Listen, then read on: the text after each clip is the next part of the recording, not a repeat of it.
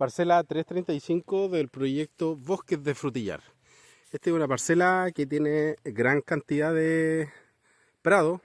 Es una parcela de 13.182 metros. Es más que una hectárea. Tiene árboles nativos.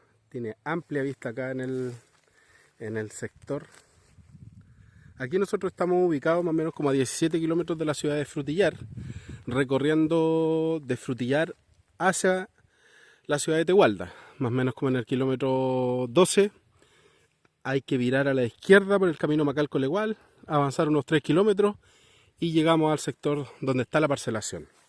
Esta es la parcela 335 del proyecto y como la vemos tiene toda esta cantidad de prado, tiene árboles nativos y la estamos recorriendo por todo el camino de servidumbre, que esta sería la entrada. Esta parcela tiene hasta por aquí, llega al frente, que aquí estuve descubriendo la estaca. Aquí estaría el otro punto de la parcela y de ahí hacia atrás. Obviamente esta parcela es grande y tiene un valor de 26.990.000. Está en oferta. Y toda esa es la vista amplia que tiene al sector. Tiene sol durante todo el día.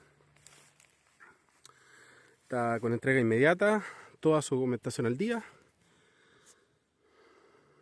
Bellísima parcela. 3-35.